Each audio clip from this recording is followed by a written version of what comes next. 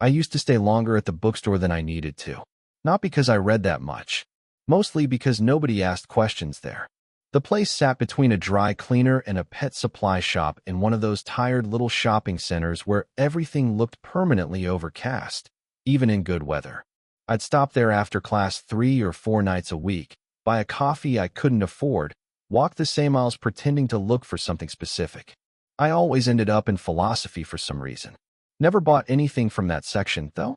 Just stood there holding books written by dead people who sounded exhausted.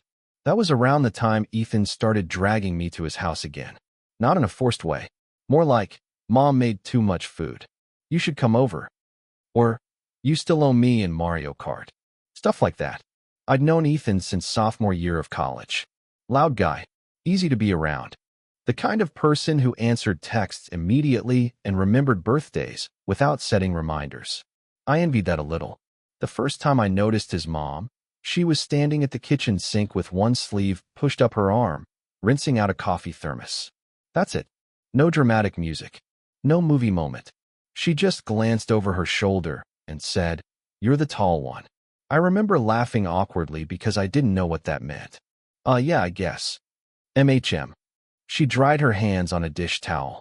Ethan talks about you like you're 6'8". He exaggerates everything. Yeah, she said. He gets that from his father. There was this pause after she said it. Not sad exactly. Just practiced. Like a sentence she'd carried too many times. Her name was Clare. 46, I found out later. Worked part-time at a dental office nearby. Divorced for a few years. Kept reading glasses on top of her head even when she wasn't reading anything. The strange thing was, she never acted like someone trying to seem younger. That probably would have made this easier. Instead, she was calm in this terrifying way. Comfortable with silence. Comfortable with herself. You notice weird things when you're lonely. Like how somebody folds napkins. Claire folded them into exact squares while talking, smoothing the edges with her thumb like she was finishing a thought she didn't say out loud. The second thing I noticed was her hands. Not in a creepy way. I don't know. They just looked lived in. A thin silver ring on one finger. Faint freckles near her wrist. Little burn mark near her thumb from cooking, maybe. I caught myself staring once. She caught me too. Didn't embarrass me about it, though. Just slid a plate toward me and said, "Eat before Ethan finishes everything." After that, I started going over there more. Sometimes Ethan wouldn't even be home yet. Claire would open the door wearing those soft, oversized sweaters that somehow made the whole house smell like coffee and detergent. "Oh good," she'd say. "Someone else can carry groceries." And I'd pretend I was annoyed about it. There was never flirting at first. Not really. Just tiny things. She remembered I hated tomatoes. Started buying the coffee creamer I liked. Asked about my classes and actually listened to the answers. One night, she noticed me staring at my phone during dinner. "You okay?" "Yeah." "You made that face twice already." "What face?" "The one where you reread a message and decide not to answer it." I looked down too fast after that. Because she was right. There was this girl I'd been talking to for a couple months. Nothing serious. Mostly late-night conversations that somehow disappeared in daylight. I kept typing responses and deleting them before sending. Claire didn't press. She just nodded slowly like she understood something I hadn't explained. Then she changed the subject and asked if I wanted more rice. That should have been the moment I recognized the danger in all of it. Not attraction. Being noticed.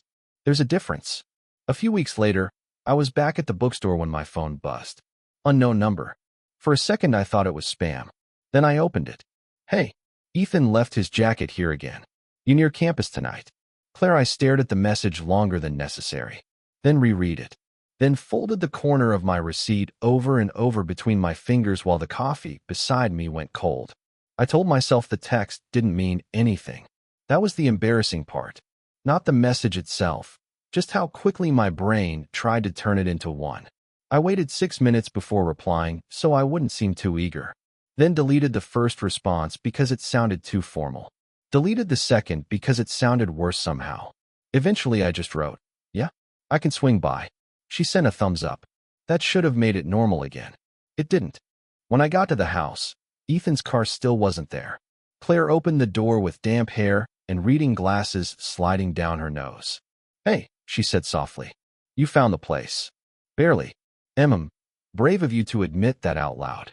I laughed harder than the joke deserved. The house smelled like rain and chamomile tea. One of the kitchen lights was off, leaving everything in this muted yellow glow that made the countertops look warmer than they were.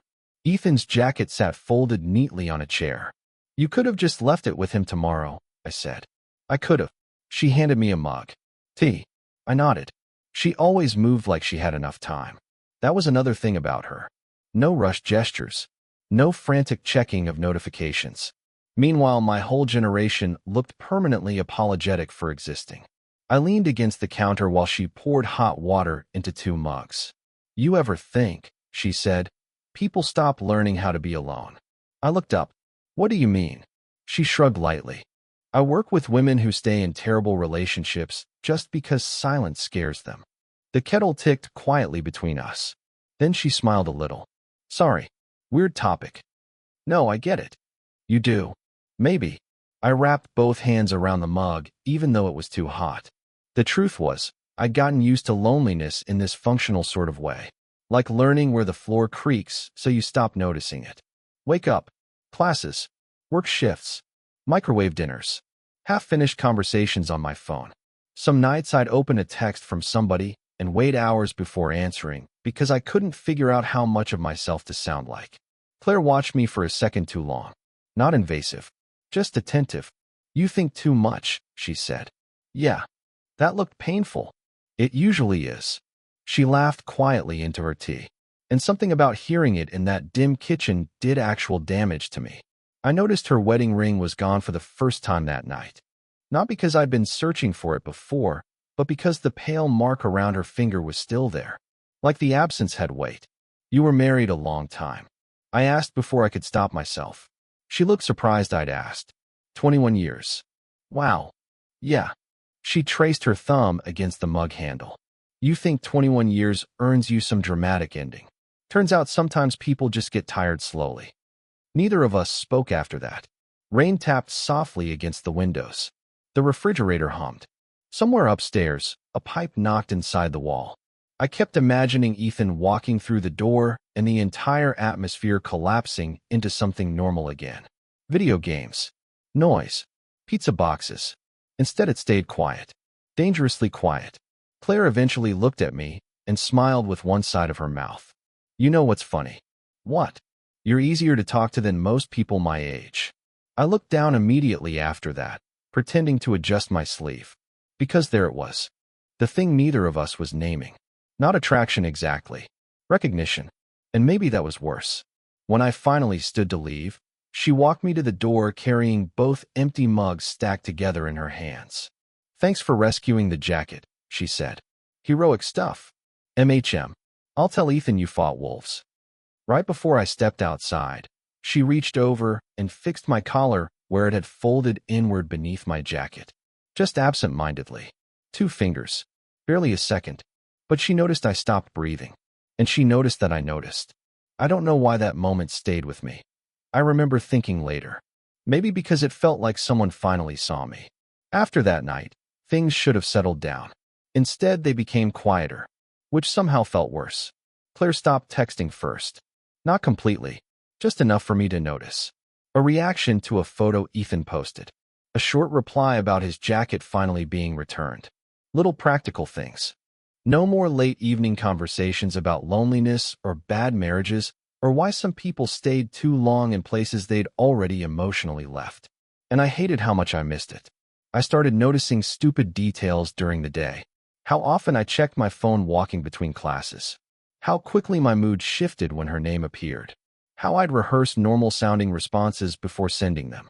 It made me feel 19. One Friday, Ethan invited me over again. Mom's making lasagna, he said. You're basically family at this point. That sentence sat strangely in my chest the entire drive there. Family. Yeah. The house was louder than usual when I walked in. TV running. Ethan arguing with someone through his headset upstairs.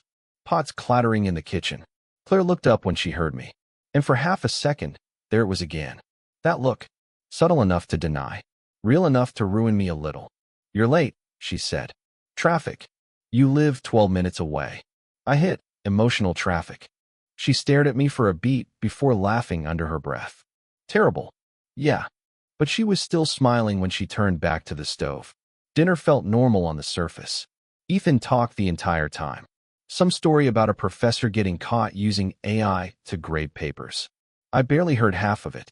I kept catching Claire looking at me when she thought I wasn't paying attention, then immediately looking away, like she was angry at herself for forgetting. At one point our knees brushed beneath the table. Tiny contact. Nothing. Still, she shifted back so fast her water glass tipped slightly. You okay? Ethan asked. Fine, she said too quickly. The silence after that lasted maybe 3 seconds. Long enough. Later, Ethan disappeared upstairs to take a call, leaving dishes stacked in the sink. I started helping automatically. Claire dried plates beside me without speaking. The kitchen window reflected both of us faintly in the dark glass, close enough to look familiar together. That thought bothered me more than it should have. You don't have to help, she said eventually. I know. You always do, though. I shrugged. She folded the dish towel over once. Then again, you should probably stop coming around so much. The plate in my hand nearly slipped. She kept her eyes on the counter while saying it. Not cold. That was the problem. If she'd sounded cold, maybe I could have hated her for a few days and moved on. Instead, she sounded tired. I swallowed. Okay. You're Ethan's friend. I know. And you're... She stopped there. Young, probably. 23. Temporary. Easy to regret. The faucet ran softly between us. I dried my hands slower than necessary just to avoid looking at her. Then she sighed through her nose. I'm trying very hard to be an adult about this. That hit harder than anything else could have, because it meant there was a this. Neither of us moved for a second. The air felt dense somehow, like the kitchen had shrunk around us. I looked at her then. Really looked. Loose strands of hair falling near her cheek. Sleeve pushed halfway up her arm. That familiar, thoughtful crease between her eyebrows whenever she was holding something back. And Claire looked nervous. Not flirtatious. Not confident. Just nervous. Like me. Footsteps creaked upstairs. Both of us glanced toward the hallway immediately. Then back at each other. Too fast. Too obvious. She stepped closer like she was about to say something important. Or reckless. I could see the hesitation happen in real time. Her eyes flicked down toward my mouth for the briefest second before she caught herself. And God, that almost kiss feeling. It's embarrassing how physical silence can become. Then Ethan yelled from upstairs. Yo, either of you seen my charger? And just like that, the moment broke apart. Claire took a step back so quickly it felt rehearsed. No idea, she called out. But her hands were trembling slightly when she reached for the next plate.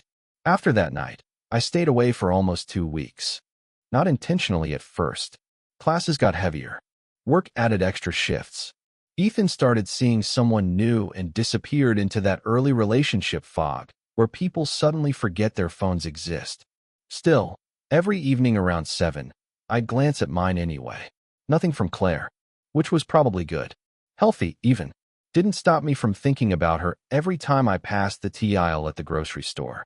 Or every time someone said something quietly observant that sounded remotely like her.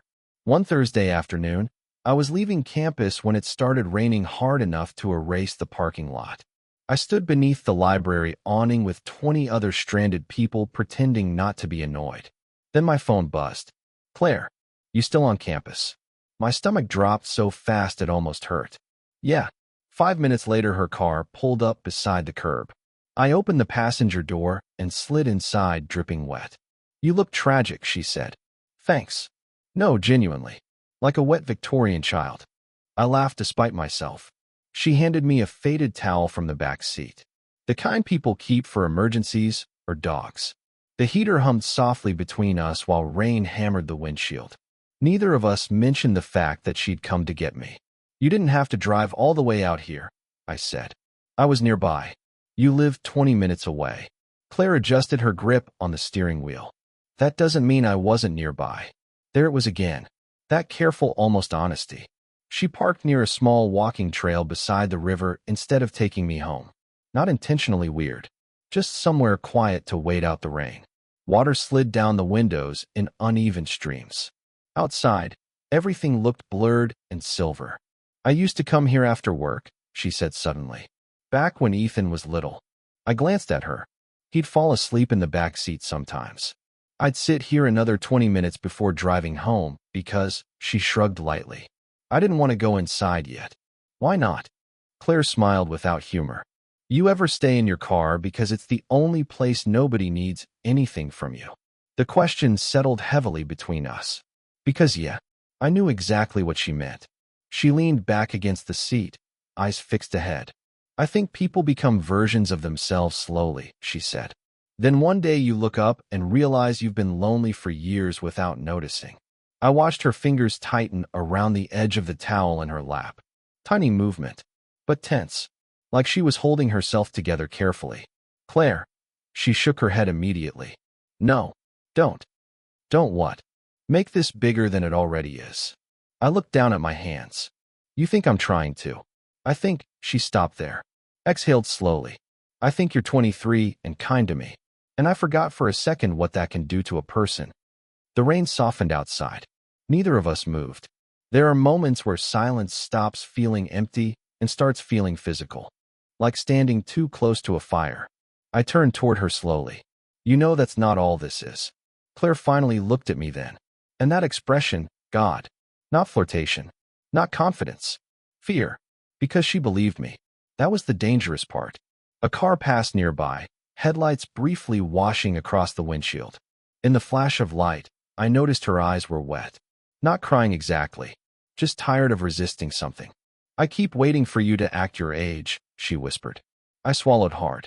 Maybe I keep waiting for you to stop talking to me like I'm temporary. That landed. I could actually see it land. Claire looked away immediately, jaw tightening.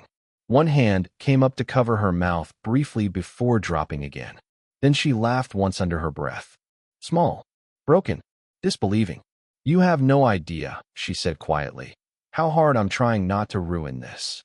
And sitting there beside her, rain ticking softly against the roof, I realized neither of us knew what this even was anymore. Only that we were one bad decision away from finding out. After the rainstorm, Claire disappeared a little. Not dramatically. That almost would have been easier. She just reduced. Shorter replies. Longer gaps between them. No more random observations sent at midnight. No more drive safe after I left the house. Even her punctuation changed somehow. Everything became cleaner. Contained. I told myself to respect it. And for a few days, I actually did. Then Ethan invited me over again. I said no so quickly he paused. You good? Yeah. Just tired. You've been tired for like 2 weeks. I laughed lightly into the phone like that explained anything. The truth was, I couldn't figure out what role I was supposed to play anymore. Friend. Guest. Problem. Some combination of all three. One night, I drove past their neighborhood without meaning to. Or maybe meaning to a little. The porch light was on. Kitchen window glowing softly blue from the television. I slowed down near the corner, then immediately hated myself for slowing down near the corner. So I kept driving. That became the pattern after that. Motion without arrival. A few days later, Ethan showed up at my apartment carrying cheap beer and bad energy. You vanished, he said. You're being dramatic. Dude, my mom asked if you were okay. That hit me stupidly hard. I tried to sound casual. Oh, yeah. He twisted the bottle cap off with his shirt. Actually, she's been weird lately. My chest tightened instantly. Weird how? He shrugged. Quiet, I guess. My dad's back in town, so maybe that's part of it. I looked up too fast. Your dad. MHM. He collapsed onto the couch. Apparently his girlfriend dumped him or something. Now he's pretending he suddenly misses family dinners. The room went still around me. Not visibly. Internally. I remembered the pale mark where Claire's wedding ring used to be. 21 years. People getting tired slowly. Does she want him back? I asked carefully. Ethan snorted. God, no. At least I don't think so. Then he frowned slightly. Although they've been talking more. After he left that night, I sat in my kitchen for almost an hour without moving. Phone face down beside me. I kept imagining Claire answering the door for her ex-husband.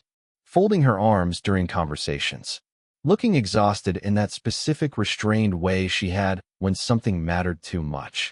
And underneath all of that, jealousy. Ugly. Quiet. Immediate. Which felt insane considering none of this had technically become anything. That was the worst part. There wasn't even a real thing to lose. A week later, I finally saw her again by accident. Grocery store. Frozen foods aisle. The kind of painfully ordinary setting life uses when it wants to embarrass you.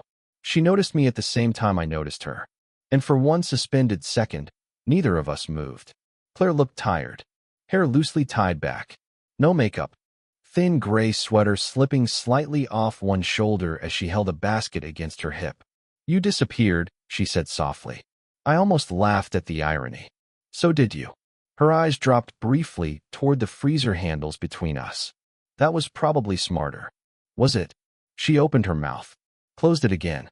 Somewhere nearby, a child started crying near the checkout lanes. Shopping carts rattled against each other. Life continuing normally while my pulse climbed into my throat. Claire adjusted the basket higher against her arm. "He's staying at the house a few days," she said quietly. I knew immediately who she meant. "Oh, it's temporary." I nodded like that helped. Then she looked at me in this unbearably careful way, like she was trying not to touch a bruise. "You should probably keep some distance for a while." There it was again. Probably. Not want. Not need. Probably. I stared at the freezer glass instead of her face. "Yeah," I said eventually. "Okay."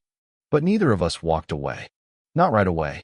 Later that night, I typed out a message 3 different times. "Hope he leaves soon." Delete.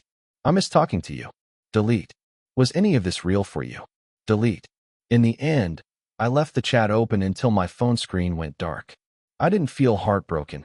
I remember thinking. I felt paused, like life forgot to finish the sentence. 3 nights later, Claire texted me. Just an address. No explanation. It took me a second to realize it was the small park near the river where we'd waited out the rain. I stared at the message for a long time before grabbing my keys. The park was almost empty when I got there. Late evening. Cold enough that people had mostly gone home. The benches still damp from earlier rain.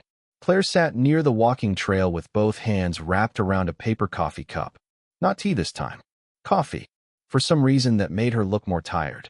She looked up when she heard my footsteps. "Hey," she said quietly. "Hey." I sat beside her, leaving careful space between us. The river moved slowly in the dark.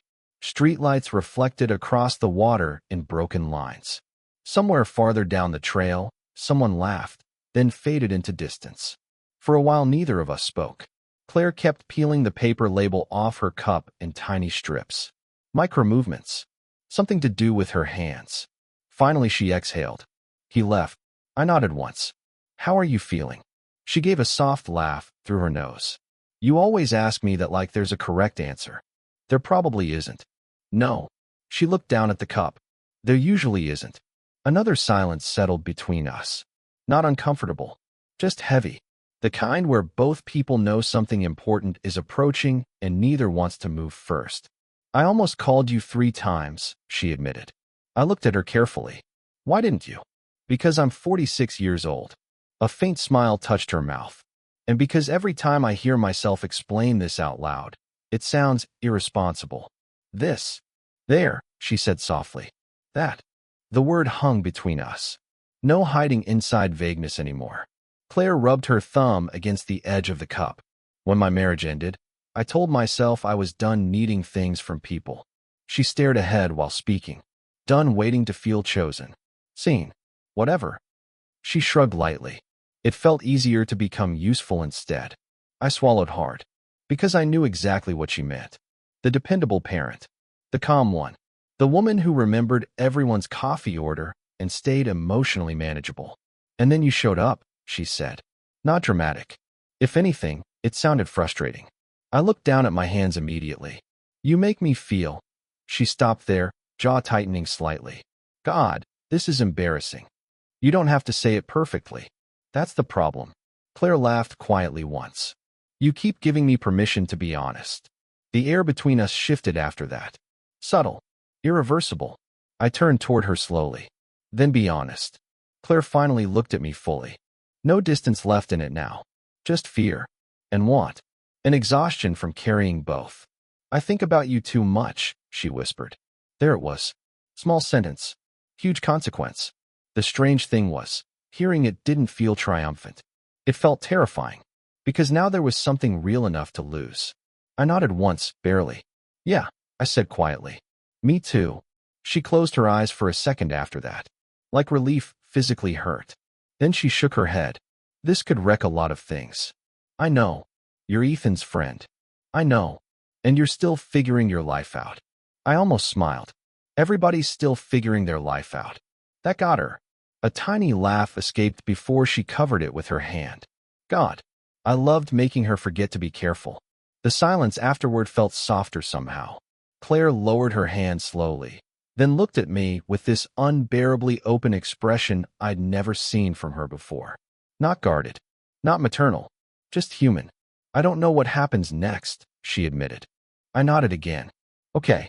And for a second, that simple word seemed to steady both of us. Claire's shoulders loosened slightly.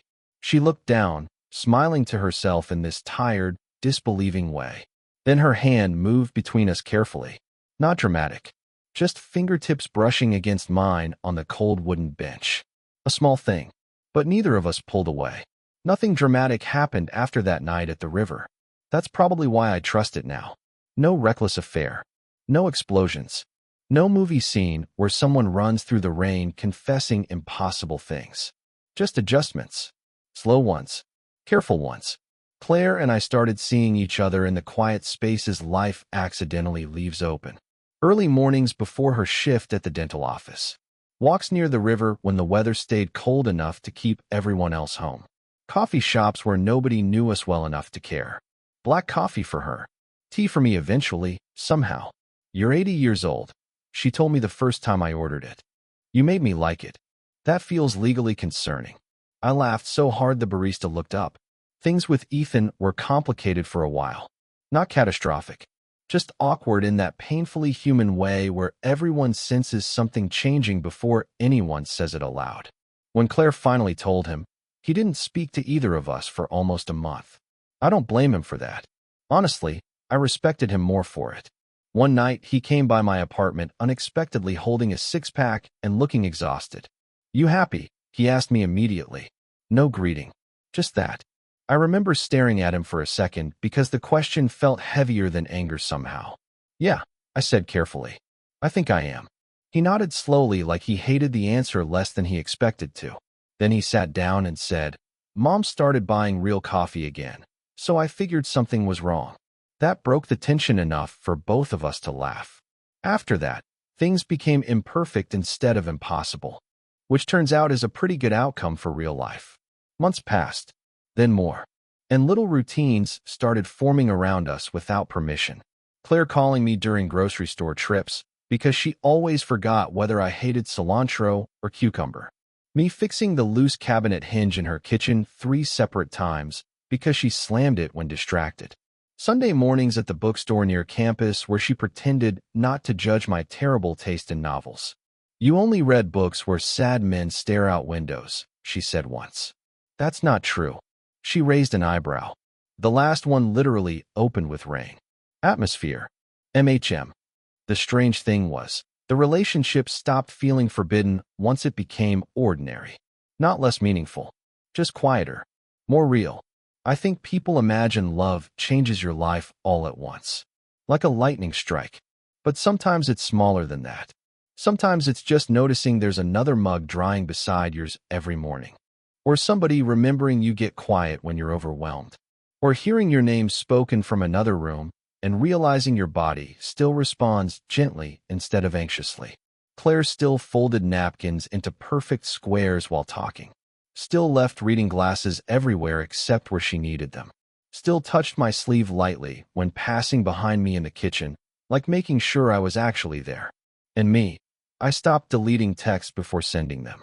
That might have been the biggest change of all. A year later, we went back to the river bench where everything almost happened. Cold evening again. Same water. Same tired wooden boards. Claire handed me a coffee by mistake. You grabbed the wrong one, I told her. She frowned down at the cups. Oh. Then she smiled softly. Guess you corrupted me too. We sat there shoulder to shoulder while the river moved quietly beside us. No big conversation. No need. At exactly 8:47, her phone alarm went off, the old reminder she used to have for Ethan's school pickups years ago. She still never deleted it. Claire rolled her eyes and silenced it. You know, I said, that thing scared me the first time I heard it. MHM. You looked genuinely offended. I thought I was being robbed. She laughed into her coffee. Still my favorite sound. Then her hand found mine automatically on the bench between us. Natural now. Earned. And sitting there beside her, I realized the loneliness I used to carry so carefully had gotten quieter somewhere along the way. Not erased. Just shared. Claire leaned her head briefly against my shoulder before murmuring, "Funny thing is, you were never the reckless part." I looked at her. What was? She smiled into the dark water ahead of us. How long I waited to let someone see me again. And somehow, that felt exactly like where the story was supposed to end. Did this story stay with you? What kind of quiet, real love stories do you want to hear next?